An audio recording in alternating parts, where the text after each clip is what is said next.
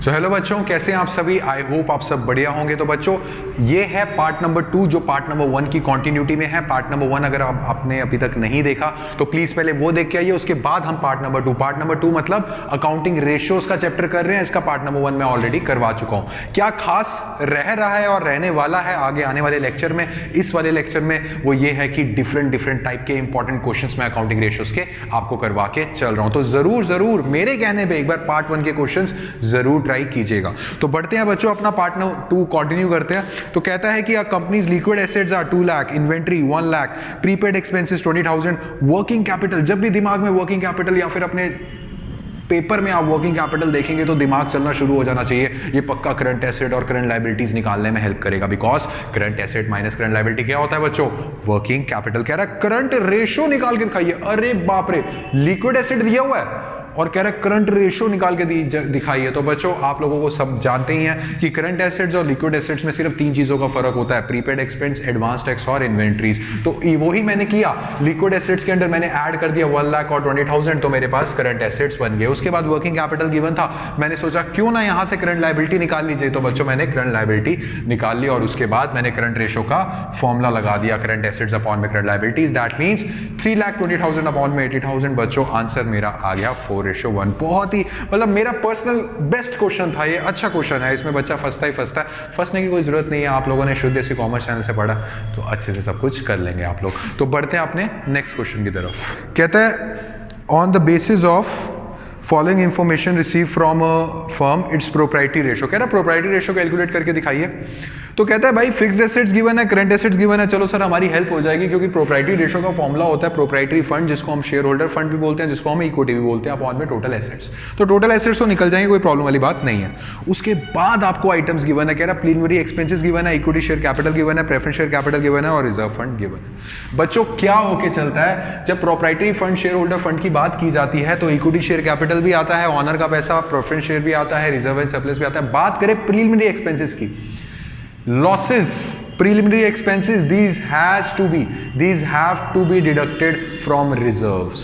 तो बच्चों वैसे ही मैंने किया है, equity share, preference share, reserve end fund और माइनस कर दिया प्रीलिमिनरी एक्सपेंसेस। और आप सब देख पा रहे हैं कि जो ऑप्शंस हैं वो परसेंटेज में है। तो सारा कुछ मैंने कैलकुलेट करने के बाद कितना आंसर आया? 85%। तो the right answer will be C. तो बढ़ते हैं बच्चों अपने नेक्स्ट क्वेश्चन की तरफ।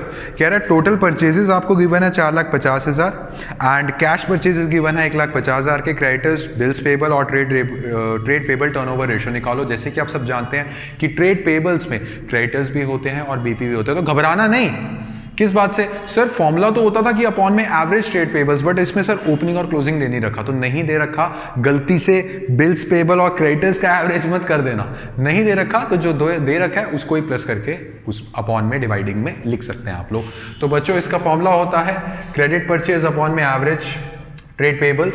सो क्रेडिट परचेज जैसे निकलेगी टोटल परचेज और कैश परचेज गिवन है, तो बच्चों मैंने उससे क्रेडिट परचेज निकाल लिया और उसके बाद बीपी और क्रेडिटर्स को मैंने प्लस कर दिया 50 और 10 को, दैट मीन 60,000 और मेरा आंसर आ गया 5 टाइम्स। तो ऐसे क्वेश्चंस होते हैं, ट्रिकी क्वेश्चंस होते नहीं है मुश्किल, बट बच्चा ना कंफ्यूज होकर छोड़ के आता, तो छोड़ना नहीं है भैया। ये वाला क्वेश्चन भी मैंने आप लोगों को ट्राई करवा दिया। तो बढ़ते हैं बच्चों अपने नेक्स्ट क्वेश्चन की तरफ, जो कि अच्छे लेवल का क्वेश्चन है, हाई लेवल का क्वेश्चन है। हाई लेवल मतलब ये घबरा मत जाएगा, हाई लेवल मतलब कॉन्सेप्ट थोड़े ज्यादा है इसमें, ठीक है।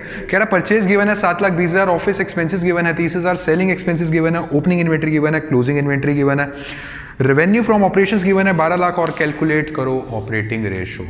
जब भी कोई ऐसा क्वेश्चन आया तो पहले फॉर्मूला लिख लीजिए, फॉर्मूले के बेसिस पे देखिए कि हमें किस किस चीज की रिक्वायरमेंट है जो हमें निकाल के चलनी है। तो भैया ऑपरेटिंग रेशियो का फॉर्मूला होता है बच्चों, एक चीज और ऑपरेटिंग रेशियो और ऑपरेटिंग प्रॉफिट रेशियो, ये दोनों अलग अलग फॉर्मूलेज हैं, मिक्स मत कर देना। ऑपरेटिंग रेशियो कॉस्ट से रिलेटेड है, operating profit ratio operating profit से रिलेटेड है। तो ऑपरेटिंग रेशियो फॉर्मूला क्या कहता है? कह रहा है cost of revenue from operations plus operating expense minus कर दीजिए ऑपरेटिंग इनकम अपॉन में रेवेन्यू फ्रॉम ऑपरेशन इनटू में 100। ये देखना चाहता है, जिसने हमारे लेक्चर्स देखे होंगे, रट्टा नहीं मरवाया, ये देखना चाहता है कि सेल्स में कॉस्ट का कितना पार्ट है। जितना कम होगी ये रेशियो उतनी अच्छी बात है, क्योंकि मेरे 10 रुपए की सेल्स है और मेरी 8 रुपए की कॉस्ट है, मेरी 10 रुपए की सेल्स है और मेरी 6 रुपए की कॉस्ट है। 10 रुपए की सेल्स और कॉस्ट कम तो मतलब मार्जिन ज्यादा होता है। तो बच्चों ये है। तो उसके बाद मैंने देखा भैया cost of revenue from operation कैसे निकालूं, कैसे निकालूं। बच्चों cost of revenue from operations का फॉर्मूला आपको पता है, opening inventory plus purchases minus closing inventory. Inventory का मतलब स्टॉक होता है, ये चीज मैं ऑलरेडी बता चुका हूं, उसके बेसिस पे मैंने ये निकाल लिया। बात करें ऑपरेटिंग एक्सपेंसेस की, ऑपरेटिंग एक्सपेंसेस का मतलब क्या होता है सर? बच्चों वही वाले एक्सपेंसेस जो पीएनएल की लेफ्ट हैंड साइड पे उतरते हैं। तो इसमें मैंने देखा एक तो सेलिंग एक्सपेंसेस हैं और एक हमारे ऑफिस एक्सपेंसेस हैं, तो मैंने उसको प्लस कर दिया। ये कवर हो गया, ये कवर हो गया। बच्चा घबरा गया, सर ऑपरेटिंग इनकम कैसे निकालूं? अब तो निकाल के ही छोड़ूंगा। बच्चों गिवन नहीं है तो मत निकालो, मत छेड़ो इसको, ठीक है ना। तो आप लोगों का ये चीज आ गई। और रेवेन्यू फ्रॉम ऑपरेशंस बच्चों हम लोगों के पास गिवन थी, तो तीनों को मैंने फॉर्मूला में पुट किया और हमारा आंसर क्या आ रहा है? हमारा आंसर आके चल रहा है 75%, which is the right answer B. तो बच्चों ये क्वेश्चंस हैं इस लेवल के, आ सकते हैं, मैं आपको बता रहा हूं इस लेवल के। डराने वाली बात नहीं है, डरता वो है जिसको कॉन्सेप्ट नहीं आते। हमारे बच्चों को शुद्ध देसी कॉमर्स फैमिली को सारे कॉन्सेप्ट आते हैं, तो ये लेवल के क्वेश्चन वो कहेंगे सर इजी लग रहे हैं। तो आप भी ये चीज महसूस कर सकते हैं अगर आप लोगों के कॉन्सेप्ट अच्छे हैं। अपने कॉन्सेप्ट अच्छे करने के लिए बच्चों आप लोग हमारी ये जो MCQ की सीरीज है ये करके चल सकते हैं। मैंने सारे चैप्टर्स की MCQ के जो सीरीज है वो बना चुका हूं और प्लेलिस्ट में डाल चुका हूं। प्रैक्टिस कीजिए।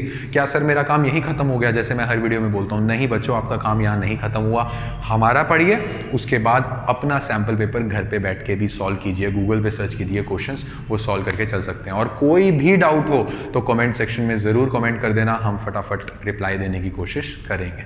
तो ठीक है बच्चों, अगर आज का लेक्चर पसंद आया तो जरूर एक लाइक शेयर एंड सब्सक्राइब कर देना। एंड जितना हो सकता है शेयर कर दो, क्योंकि MCQ सीरीज पूरी आ चुकी है, सबकी प्लेलिस्ट बन के रख चुकी हैं। और कॉन्सेप्ट समझना है, कॉन्सेप्ट के लिए भी हमने अपने YouTube चैनल और SDC एकेडमी की प्ले स्टोर से आप डाउनलोड करके एप्लीकेशन चल सकते हैं। ठीक है बच्चों, मिलते हैं अपने नेक्स्ट वीडियो में। तब तक के लिए हैप्पी लर्निंग। Thank you.